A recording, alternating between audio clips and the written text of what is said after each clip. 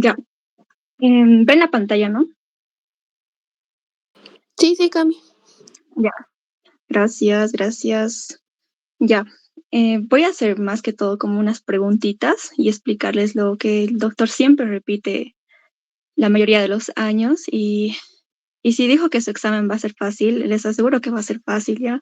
Doctor, como en las prácticas no le gusta preguntar cosas extensas, es al punto.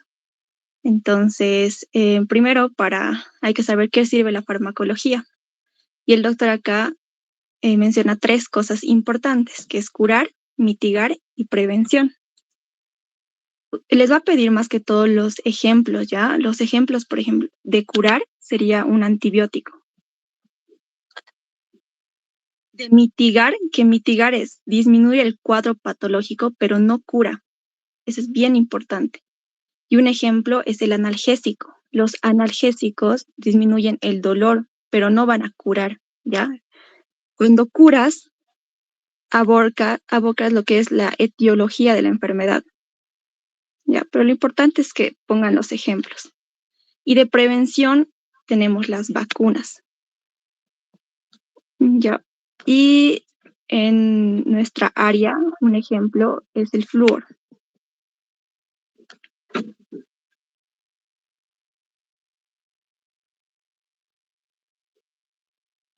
Esperen un ratito, se quieren unir varias personas. Ya.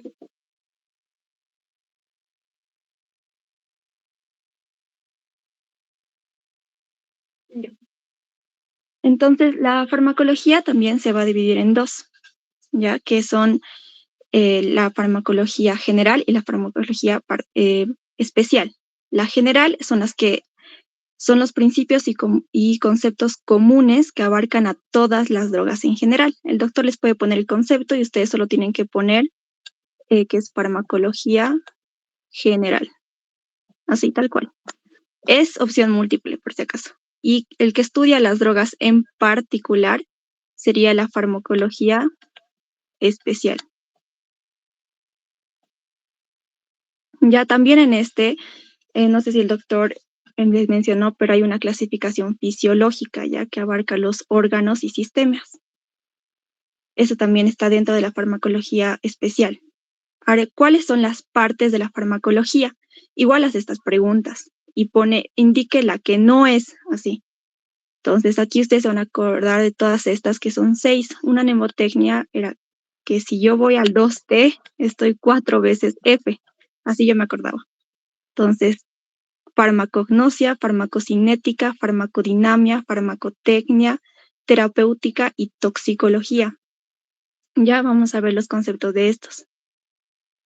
¿Qué es farmacognosia?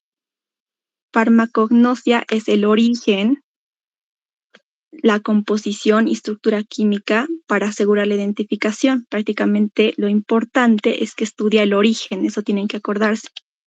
Donde ponga ojo es posible pregunta de examen, ¿ya? Y para esto quiero que se acuerden de esta imagen, porque existen 3, origen animal, origen vegetal y origen mineral.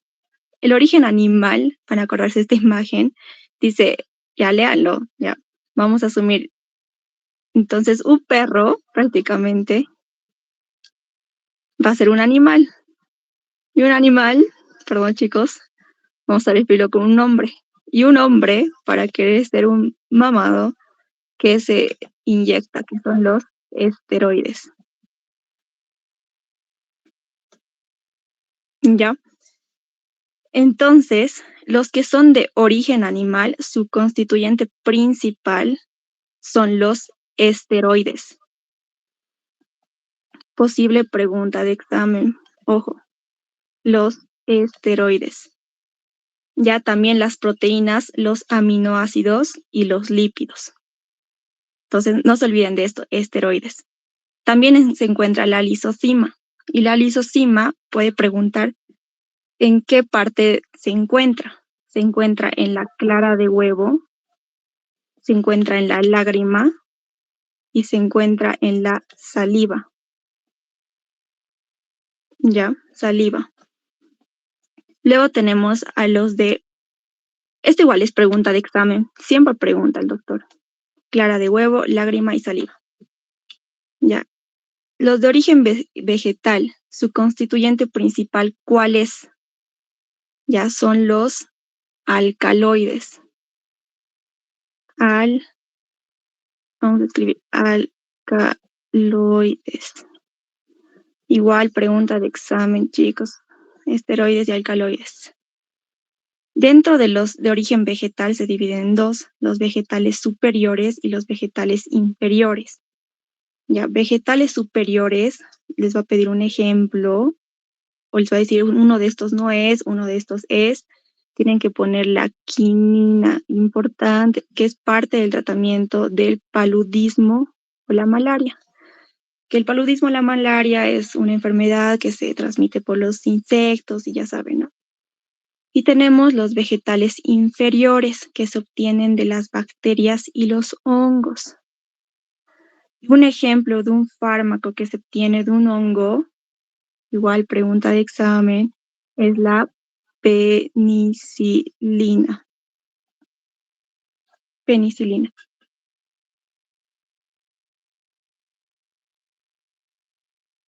Ya. La penicilina, que ustedes saben que Alexander Fleming, ¿no?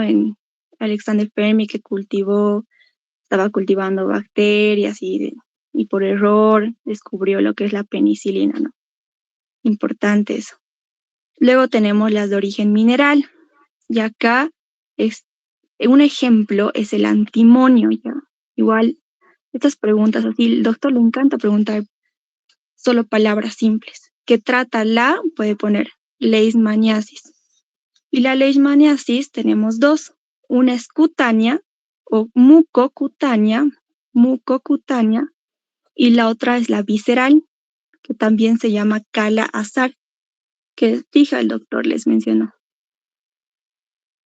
Ya, Kala-Azar. La que trata el origen mineral, el antimonio, es la leishmaniasis mucocutánea. Ya, cuidado se confundan porque les va a poner mucocutánea, visceral o no sé, más opciones. Tienen que poner mucocutánea. Ya, la mucocutánea, como dice su nombre indica, ven las mucosas y lo que es la piel. En cambio, la visceral, más que todo lo que es el aparato gástrico, todas esas cosas. Pasamos a la farmacocinética. Ya, la farmacocinética es la parte de la farmacología que estudia la respuesta del organismo a la droga. Ya, acuérdense, cuidado se confundan con farmacodinamia. Aquí, respuesta del organismo viene primero y luego la droga. Ya, ojo con esto porque se lo suelen confundir con farmacodinamia. Todos aquellos factores que afectan a la concentración de una droga en el organismo. Ya prácticamente la farmacocinética se divide en absorción, distribución, biotransformación y excreción. Entonces vamos a ver. 1. La absorción es el pasaje del exterior al interior. ¿En qué forma? Posible pregunta de examen. En forma de solución. ¿A qué me refiero con pasaje del exterior al interior? Ya cuando nosotros tomamos una pastilla o lo que sea, no se dice pastilla, ¿no? Una píldora, lo que sea, pero un medicamento, entonces pasa por todo el cuerpo y la mayoría se absorbe en el intestino delgado. Igual usted debe preguntar eso. La mayoría de las drogas se absorben en el intestino delgado. ¿Por qué? Porque en el intestino delgado, han debido haber en esto, tenemos estas vellosidades, ¿no? Intestinales. Entonces, esto permite una mejor absorción de la droga. En la absorción va a pasar por tres compartimientos, por así decirlo. Uno va a ser el epitelio, otro va a ser el endotelio, este es nuestro capilar, entonces tiene su endotelio, esta partecita de aquí, y lo más importante que va a atravesar una droga es la membrana basal del endotelio, porque acuérdense por esto que el endotelio solo es una hilera, ¿no? De células. En cambio, el epitelio son varias células, hay extractos y todo, ¿no? Entonces, la barrera más importante que debe atravesar una droga es la membrana celular. Ojo con eso, igual. Anótense estas preguntitas o saquen screenshot. Aunque les voy a pasar, yo creo. Luego pasamos a la distribución. Entonces, una vez que ha entrado al capilar, es decir, al torrente sanguíneo, puede permanecer en el compartimiento intravascular o pasar al compartimiento extravascular. Y aquí quiero explicar esto. Nosotros tenemos el compartimiento intravascular, es esto. Ya vamos a hacerlo de rojito. Dentro de nuestros capilares, arterias, ese es el compartimiento intravascular. Y el extravascular está fuera de esto.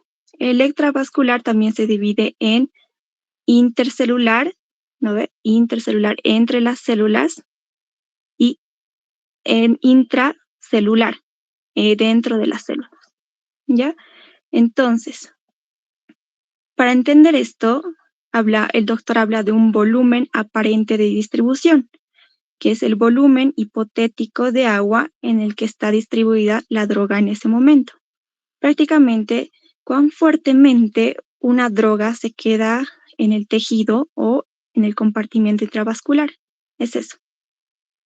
Entonces, si la droga se queda más en el espacio intravascular, como en este caso, el volumen de distribución va a ser alto o bajo. El volumen de distribución va a ser bajo. ¿Por qué? Porque la droga necesita distribuirse en los tejidos del cuerpo. Digamos, necesitamos un medicamento que queremos que vaya al corazón, al cerebro, entonces tiene que irse a los tejidos, y los tejidos es el compartimiento extravascular. Entonces, si se queda aquí adentro, el volumen de distribución va a ser bajo, pero si sale al compartimiento extravascular, si la droga se queda más en el espacio extravascular, el volumen de distribución va a ser alto. Voy a poner ojo porque el doctor igual pregunta así, ¿ya? Es decir, que el volumen de distribución va a ser alto si se encuentra más en el espacio extravascular. Y si se encuentra en el espacio intravascular, va a ser bajo. Ahora, todo esto tiene, ¿cómo nosotros podemos saber cuál es el volumen de distribución? Por la cantidad de agua que tiene una persona. Entonces, una persona de 70 kilogramos, la cantidad de agua es 42 litros, que equivale a un 60%, ¿ya? Y esto se divide esto igual el doctor debió explicar, entonces, ojo con esto porque le gusta preguntar. En el espacio intravascular se queda un 5%, en el espacio intercelular un 15% y en el intracelular un 40%. Ya, aquí intravascular es esto, intercelular es este y intracelular es este. Ya, 40%. En total suma 60%. Y en esto es la cantidad en litros. Tenemos 3.5, 10.5, 28 litros, que en total hay 42 litros. ¿Ya? Y han debido hacer la fórmula igual, ¿no? Que una persona que pesa 50 kilogramos, ¿qué hago? Entonces, multiplico el 60% va a ser igual al 100. ¿Cuánto va a ser el 50 kilogramos? ¿No ve? Y hago la regla de 3, todo, y creo que sale 30 litros. Ya, dudo que les ponga ejercicios, pero solo para que entiendan, porque la regla de 3 es 50 por 60, acá se multiplica y esto se divide entre esto, ¿no? Igual la debió explicar el doctor en las teóricas, pero si no les ha pedido calculadora, entonces no va a poner estos ejercicios. Ya, lo importante es que sepan estas cantidades de acá y estas de acá. Entonces, si el volumen de distribución, esto nos ayuda ¿para qué? Para saber cuánto el fármaco está en qué tejido, hemos dicho, ¿no? Si el volumen de distribución nos sale 3 litros, indica que el fármaco está más en el espacio. Ya, si nos sale 3 litros, nos vamos acá. 3 litros está cerca de este o este. Entonces, está cerca de este. Es decir, que el fármaco está más en el espacio intravascular.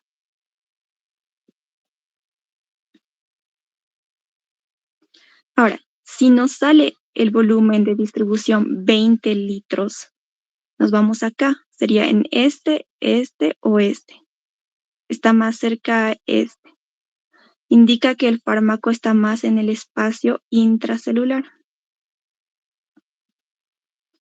¿Ya?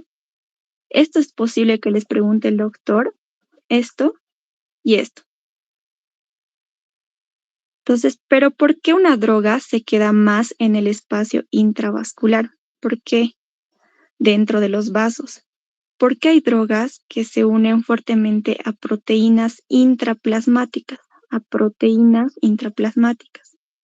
Dentro de estas proteínas tenemos a la albumina, a la globulina y al fibrinógeno. Ya, la que se une más y la más abundante, que es pregunta de examen, es la albumina. Es la que se une en mayor cantidad. Ya no se olviden de esto, igual pregunta de examen, chicos. Pero también hay proteínas en los tejidos. Ya hay proteínas dentro de los vasos y proteínas en los tejidos. Cuando la droga tiene mayor afinidad por las proteínas de los tejidos, el volumen de distribución va a ser alto o bajo. El volumen de distribución va a ser alto porque tiene afinidad por la proteína de los tejidos. Entonces, si se ha ido a los tejidos, se ha distribuido bien, pues. A eso se refiere. Ahora sí, en cambio, la pregunta a cuando la droga tiene menor afinidad por las proteínas de los tejidos y pongo mayor afinidad por las proteínas intraplasmáticas, entonces ahí ya sería que el volumen de distribución es bajo, ¿no ve?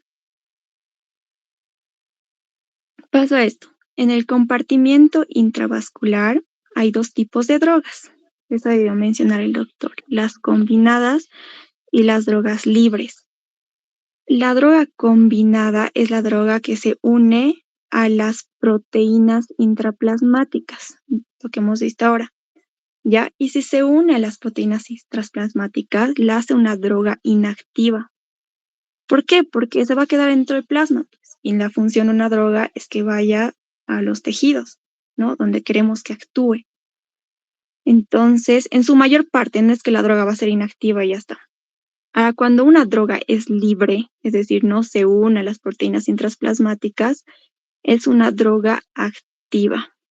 Ya voy a poner ojo con eso, porque el doctor les puede poner la droga combinada es la droga que son de las proteínas intraplasmáticas, lo que hace que sea una droga, y va a poner varias opciones. Droga inactiva.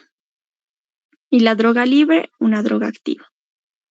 Entonces, ¿esto nos sirve para qué? En una dosis de ataque.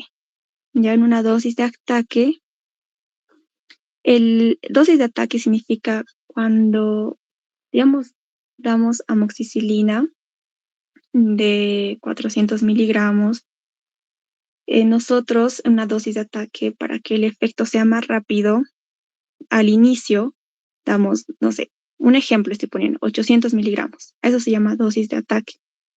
Entonces, el extra, digamos, son 400 extra, se va a un depósito o reservorio. Ya, importante, ¿dónde se va el extra? Cuando administramos más dosis. Esa es una dosis de ataque, una dosis mayor a lo usual. Se va al depósito o reservorio. ¿Ya? ¿Y cuál es el depósito o reservorio? El depósito o reservorio son las proteínas intracelulares.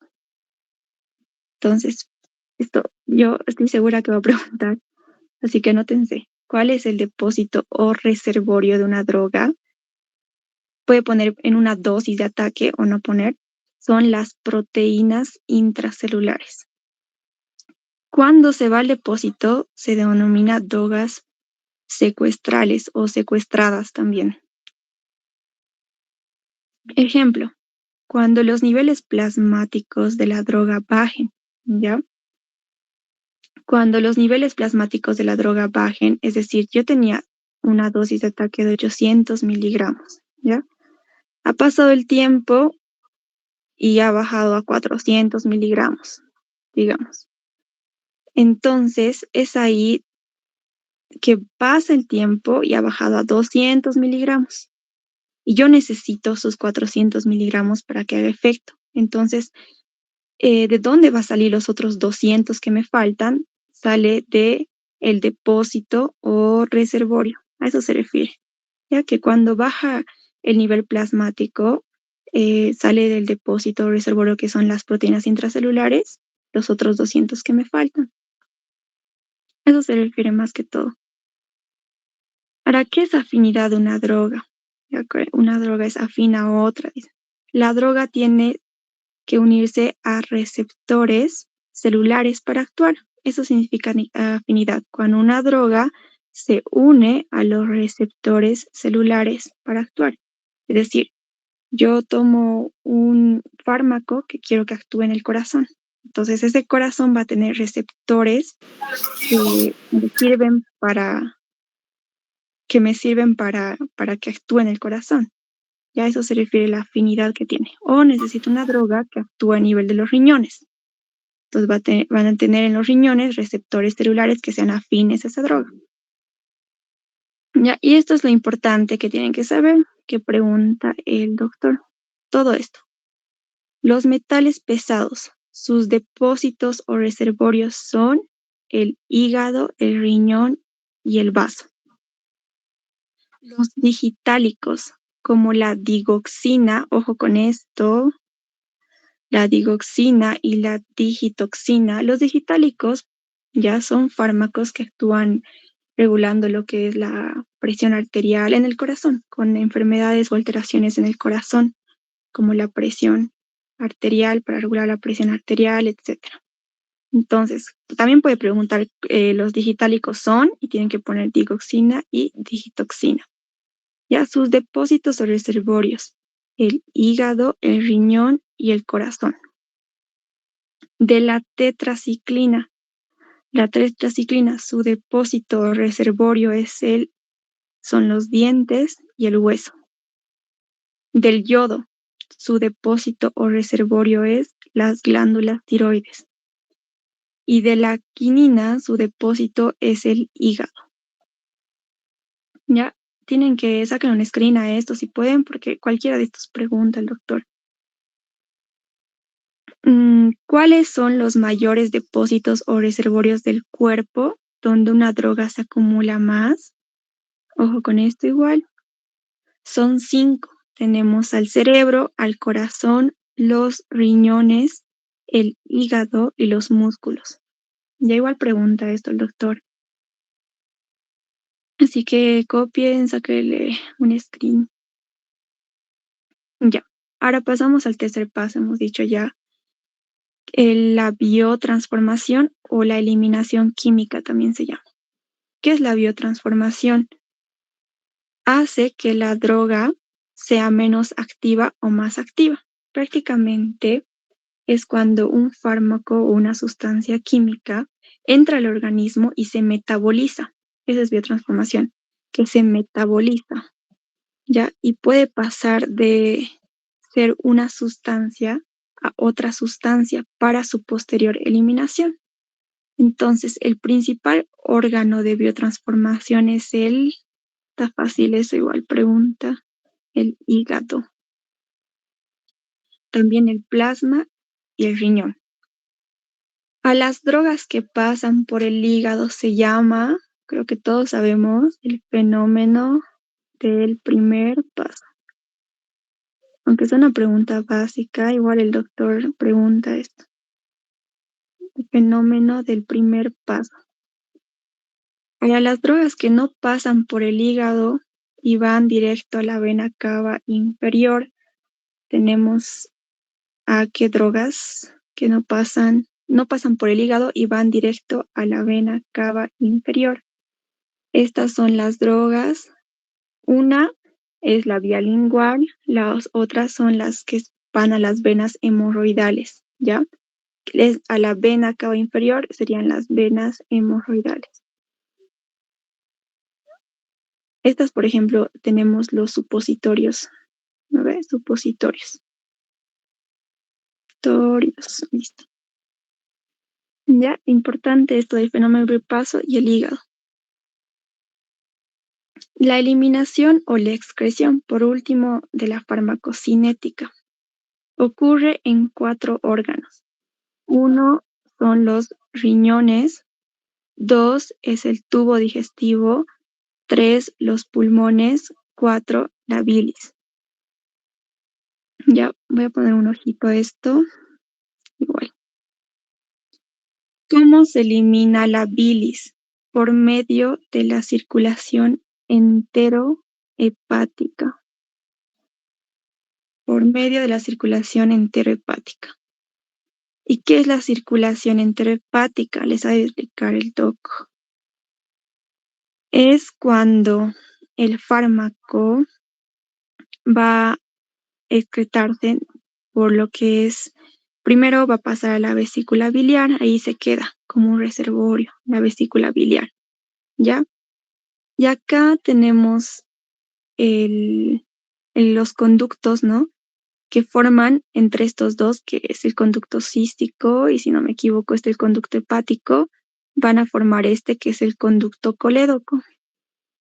El conducto colédoco va a desembocar en la polla de Vater en el duodeno, ¿ya? Entonces el fármaco va a pasar lo mismo, va a llegar acá con los ácidos biliares y por la contracción de la vesícula biliar y la relajación del esfínter del duodeno, se va a depositar acá y se va a absorber nuevamente, va a pasar por todo el intestino y se va a absorber nuevamente. ¿Ya? Cuando se absorbe pasa a la circulación portal o al sistema porta, ya el sistema porta, que es lo que han debido ver ustedes ya en anatomía o en histo, el sistema porta, que por ya pasa a las venas, ¿no? Luego otra vez va por la vena porta, aquí tenemos la vena porta, y llega otra vez al hígado, ¿ya? Entonces la droga, ¿qué pasa? Llega al hígado y otra vez va a la vesícula biliar por la contracción, ampolla, otra vez recorre todo esto, sistema porta y otra vez, así sucesivamente hasta que la droga desaparece. ¿Ya? Esa es la circulación enterohepática. Es importante que lo sepan. Ahora, esta es una preguntita que ha hecho el doctor en un año. Se denomina circulación enterohepática o ciclo enterohepático. Seleccione la respuesta. Ya hay 1, 2, 3.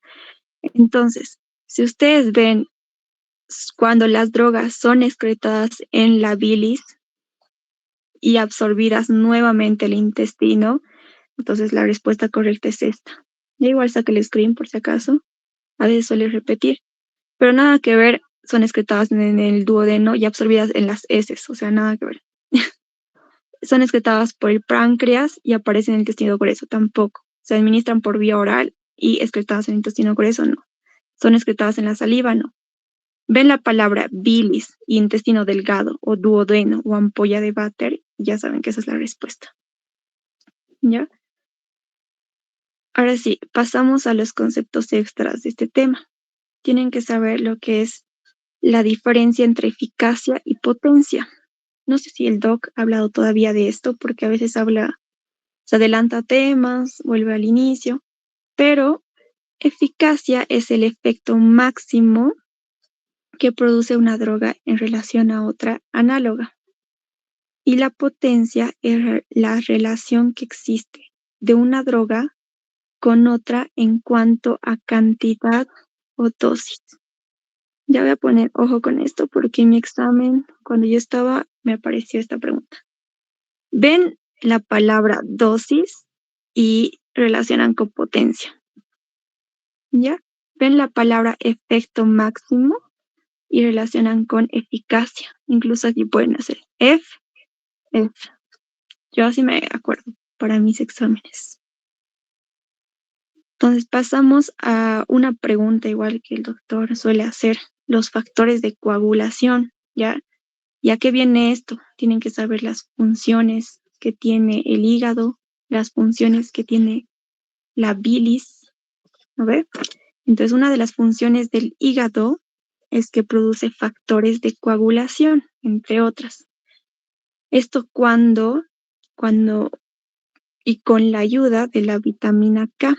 Hay un fármaco que se llama fitomenadiona, ¿ya? Fitomenadiona, que es prácticamente vitamina K, ¿ya? Con la vitamina K nos va a ayudar a producir los factores de coagulación, que son estos. Ustedes saben que tenemos varios factores de coagulación, son 12, ¿no? Entonces, pregunta de examen, chicos, porque suele decir menos uno de estos o estos, ¿ya? Los factores de regulación que con la vitamina K son el 2, el 7, el 9 y el 10, ¿ya? Porque tenemos 12. Vías de absorción son los lugares donde penetra la droga. Igual, preguntas de exámenes. Penetra la droga. Y vías de administración son los lugares donde se suministra la droga. ¿Ya? Ejemplo, una vía oral, la vía parenteral. En mi año preguntó esto igual.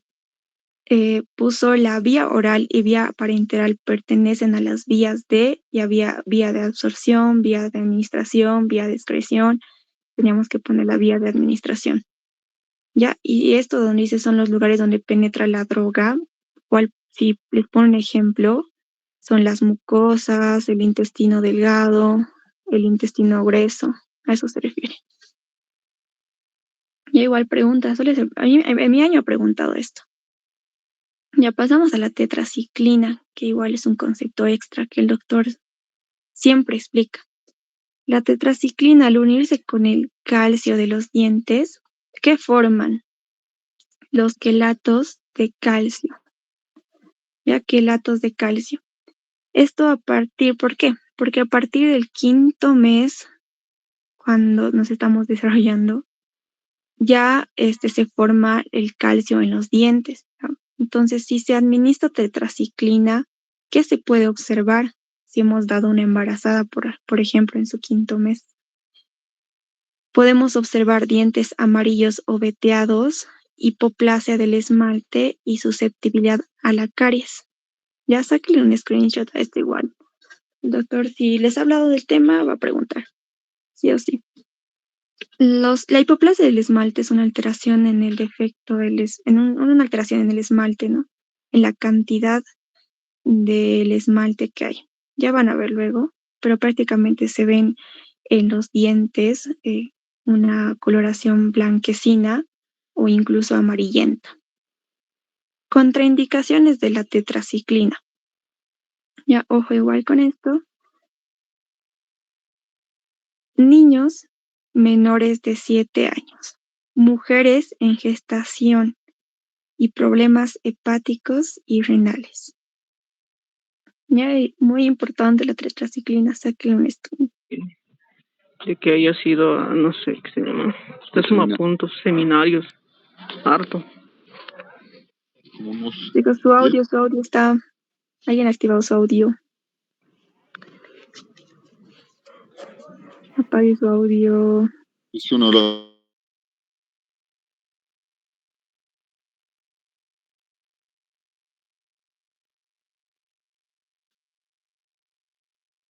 ¿Me escucha? Sí. Sí, ya, gracias. Ya, características de las drogas. Ya igual, importante. Todo es importante. Ya, la droga tiene dos partes. Una parte ionizada y otra parte no ionizada. Entonces, la parte ionizada es la parte que tiene carga y la parte no ionizada es la parte que no tiene carga. Con carga nos referimos a que tiene su carga positiva y sin carga nos referimos a que no tiene carga, es negativo.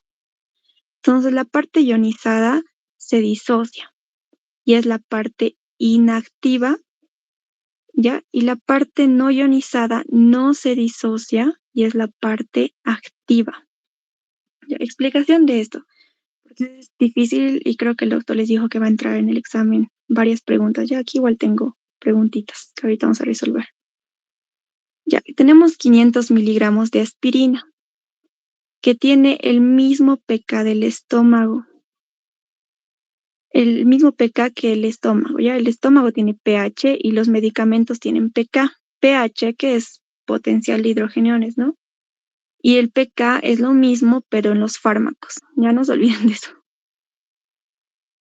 Entonces, si tenemos el mismo pK que el estómago, entonces, digamos que tenemos la aspirina es negativo, ¿ya? Y el pH del estómago también es negativo. Entonces, ¿qué decimos? Que cuando son polos distintos no se atraen, ¿ya? No se disocian. Cuando son polos iguales, diré, no se van a disociar. No se disocian. Ahora, ¿qué pasa si tenemos un polo positivo y otro polo negativo? Aquí, ¿qué va a pasar? Polos distintos se atraen y sí se disocian. Disocian. Ya. Entonces, si no se van a disociar, ya, es decir, que no se van a degradar en el estómago y van a absorberse y van a pasar al torrente sanguíneo y todo van a absorberse y van a llegar al órgano que queremos. Pero si se disocian en el estómago, entonces lo vamos a eliminar la droga. En lo que quiero llegar a esto es que cuando una droga está sin carga, es decir, negativo, no se disocia, ¿ya? Y si la droga no se disocia y se va a absorber y va a cumplir su función de llegar al órgano que queremos, entonces va a ser una droga activa. Pero en cambio, si se disocia, ya está ionizada, es positiva, tiene carga, es positiva, y se disocia, entonces se va a disociar en el estómago y se va a eliminar y la droga no nos va a hacer efecto, entonces va a ser una droga inactiva, ¿ya? Igual es importante recalcar que una droga inactiva va a ser una droga hidrosoluble y una droga activa una droga liposoluble. ¿Esto por qué? Porque en la membrana celular, ¿se acuerdan que tenemos los fosfolípidos? Entonces, mientras más liposoluble es la droga, creo que abajo igual explico eso. Mientras más liposoluble es la droga, entonces va a ser activa porque va a pasar la membrana celular de los tejidos. En cambio, si es hidrosoluble, se va a combinar con las proteínas del plasma y va a ser una parte inactiva, no va a llegar a los tejidos, ¿ya? Entonces, igual sáquenle en screen a esto porque hay preguntitas. Ionizada, con carga, disociada, inactiva, hidrosoluble. No ionizada, sin carga, no se disocia, parte activa, liposoluble. De memoria, ojo con esto. Ahora, seguro les explicó, les mostró una tablita así. Es un ejemplo, siempre pone la aspirina que tiene un pK de 3, ¿ya? Que saben que el pH, ¿no? Mientras menos es el pH, es ácido, ¿no? Cuando el pH es mayor, es alcalino. Entonces, el doctor pone que si el pH es ácido y estamos en un pH ácido, donde tenemos negativo y negativo, entonces tenemos que no se disocian, aquí está. La parte no ionizada va a ser en un 99%, ¿ya? Entonces, si la parte no ionizada va a ser un 99%, la droga va a ser activa o inactiva. La droga va a ser activa. En un pH de 2, la parte no ionizada va a estar en un 90.91% y la droga va a ser activa, ¿ya? Y en un pH de 3 va a ser la única donde el 50%, porque están los dos 3, ¿no? Son 3 igual. El 50% va a ser ionizado y el otro 50% va a ser no ionizado. Ya, pregunta de examen, ahorita vamos a ver. El 4 ya está un pH mayor, entonces ya no va a ser no ionizado, pues va a tener un pH positivo y el pK de la aspirina es 3, va a ser negativo y se van a disociar, es decir, está ionizado. Entonces ya va a ser la parte ionizada en un 90% y esto va a ser ya inactivo. Mayor 5, 6, igual 99, 99, inactivo, inactivo. ¿Ya? Entonces nuestra conclusión, ¿cuál es? Nuestra conclusión, mientras menos es el pH, la droga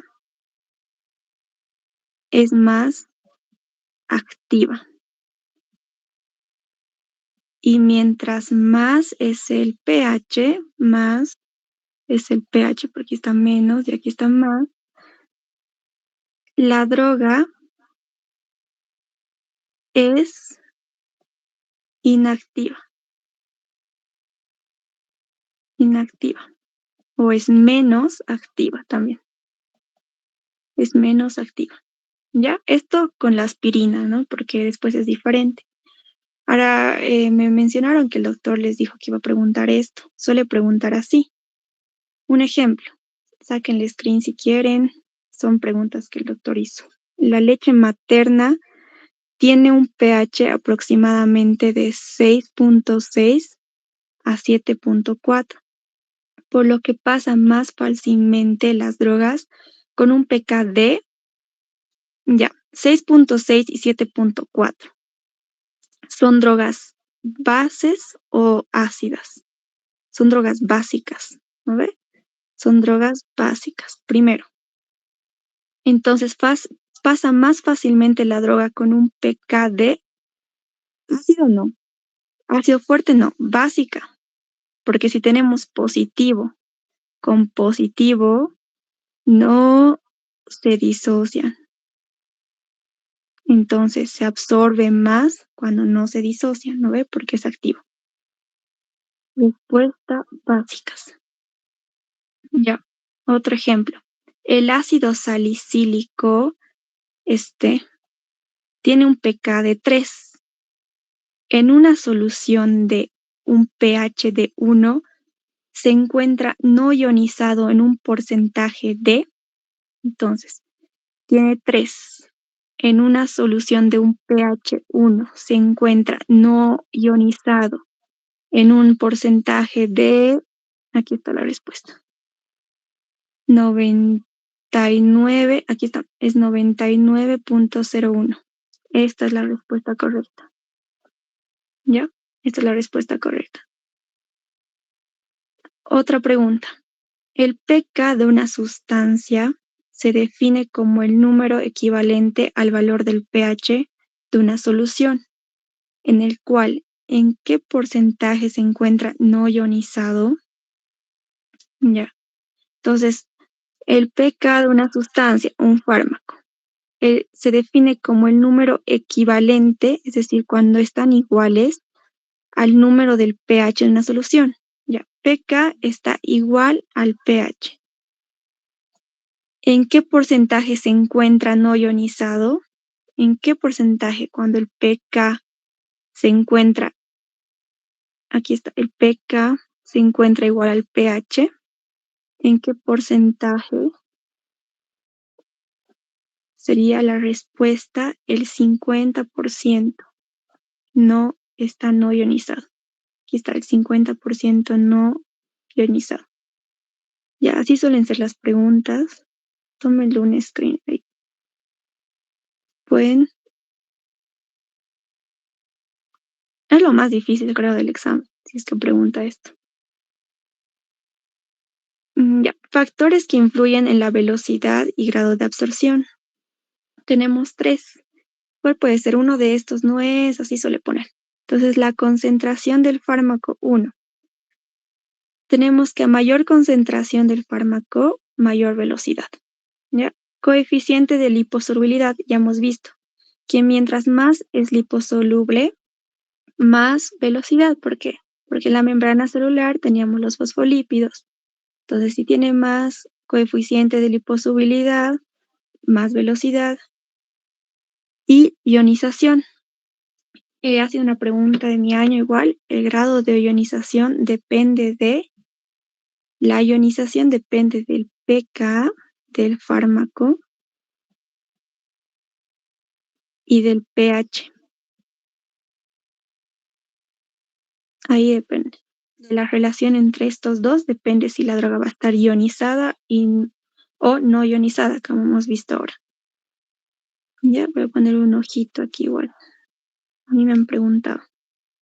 La mayoría de las drogas son consideradas igual ácidos y bases débiles. La mayoría de las drogas. ¿Ya? Si les ponen opciones como ácidos fuertes, bases fuertes, no. La respuesta es ácidos y bases débiles. Ya. Ahora sí, pasamos a lo que es la farmacodinamia. La farmacodinamia es la acción de la droga sobre el organismo, ¿ya? De la droga sobre el organismo. Prácticamente el efecto, el doctor menciona este concepto y de memoria siempre menciona todos los años, efecto biológico y el mecanismo de acción con el que se produce el efecto biológico, ¿ya? Ese es el concepto de farmacodinamia. Prácticamente, digamos, yo tomo un paracetamol, me calma, no sé, la temperatura, ¿no? Entonces, ¿cómo? Eso es la farmacodinamia. ¿Cómo? Como la acción. El efecto biológico es cuando la droga se une a los receptores a nivel molecular. Ya, los receptores son las secciones especializadas de macromoléculas proteicas. Ya, no sé si el doctor les mencionó esto, pero siempre repite igual, todos los años. ¿Ya? Los tejidos tienen receptores, hemos mencionado eso. Entonces, estos receptores, ¿cómo se llaman? Y este es el nombre. ¿Ya? Para hablar de farmacodinamia, el doctor habla de anestésicos locales y habla de lo que es el dolor. Entonces, quiero que entiendan esto igual, van a ver en fisio o ya han visto en fisio qué es el dolor, ¿no? Cómo se produce el dolor. Entonces, en la membrana celular tenemos estas proteínas que producen el paso de cationes y aniones, ¿no? Entonces, el dolor, ¿qué es? Es la despolarización y la propagación del potencial de acción. ¿Ya? Es cuando entra el sodio. Por fuera tenemos más carga positiva, aquí está. Y por dentro tenemos más carga de negativa. ¿Por qué? Porque por fuera hay más sodio y por dentro hay más potasio y las proteínas que nos dan la carga negativa. Entonces, para que ocurra el dolor en un tejido, cuando nos chocamos, lo que sea, ocurre la entrada del sodio. Aquí está, la entrada del sodio, que eso se llama despolarización, propagación del potencial de acción. Y luego ocurre una repolarización, ¿ya? Para que la membrana se vuelva estable, tiene que ocurrir una repolarización, que es la salida del potasio. Entonces, la repolarización es la salida del potasio y la despolarización la entrada del sodio. ¿Ya? ¿Dónde actúa el anestésico? Actúa justo en esta parte. Cuando sale el potasio, vuelve a la membrana estable y no va a haber dolor. No hay dolor. No hay dolor.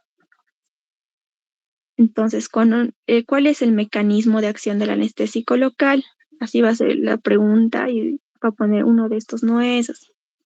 Estabiliza la membrana celular, cierra los conductos del sodio y impermeabiliza la membrana celular a la entrada del catión sodio.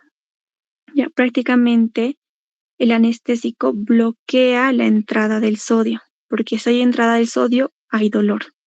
Entonces, el anestésico impermeabiliza la membrana de entrada del catión sodio. El anestésico inhibe la sensibilidad dolorosa y afecta a tres tipos de fibras. Ya hay fibras mielínicas, amielínicas, ya saben. Entonces afecta a 3 tipos de fibras: fibra A delta, fibra B y fibra C. Ya, la fibra A delta es mielínica y lleva los impulsos de, voy a poner ojo a esto porque ha sido pregunta de examen, impulso de dolor y temperatura. ¿Cuál es la fibra que lleva el impulso del dolor y temperatura? La fibra tipo A delta mielínica. Las tipos B y las tipos C. Estas son las fibras que el anestésico inhibe su sensibilidad.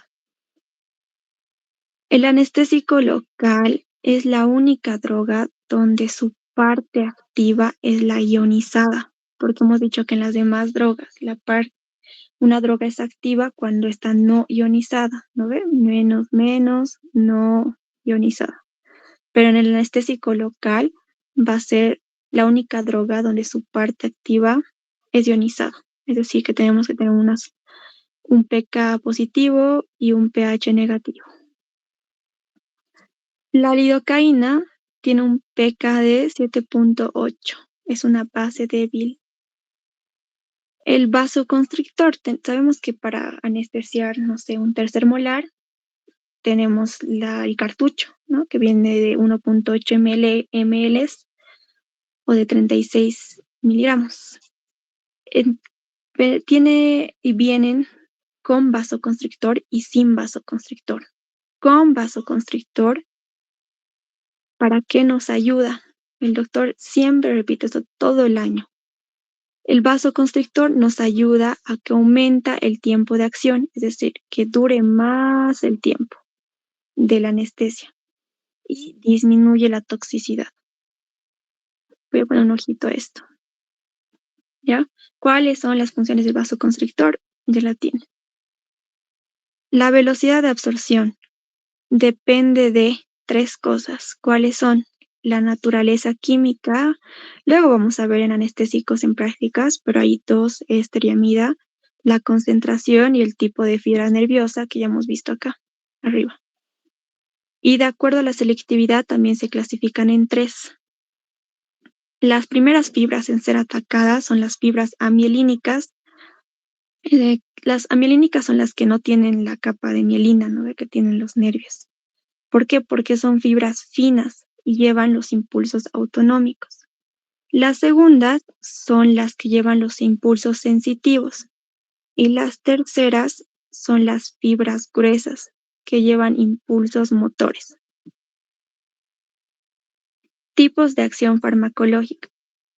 Tenemos 5 tipos de acción farmacológica, tienen que saberlas de memoria.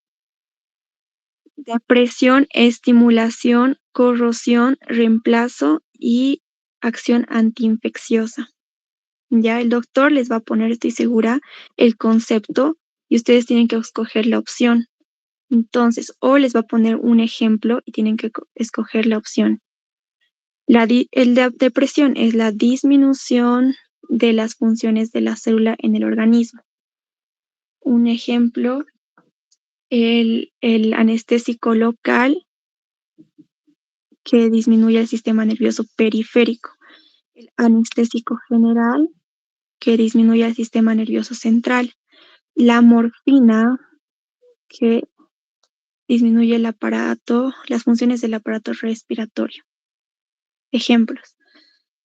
Cuando abarca a muchos músculos se llama parálisis, ¿ya? Y cuando abarca en su totalidad, chicos, en su totalidad es la muerte. Estimulación. La estimulación es el aumento de las funciones de la célula en el organismo. Un ejemplo, la estricnina, que es un medicamento que produce la estimulación del sistema nervioso central. Esto es importante. Toda estimulación prolongada nos provoca depresión. Ya, si todo el tiempo estamos en estimulación, en constante actividad, tarde o temprano vas a deprimirte ya por una depresión. Entonces, cuando hay estimulación, esto igual es importante, no sé si el doctor les dijo, va a avanzar luego, pero anótenlo. Cuando hay estimulación, hay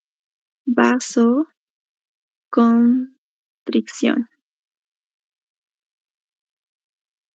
Cuando hay depresión, hay vasodilatación.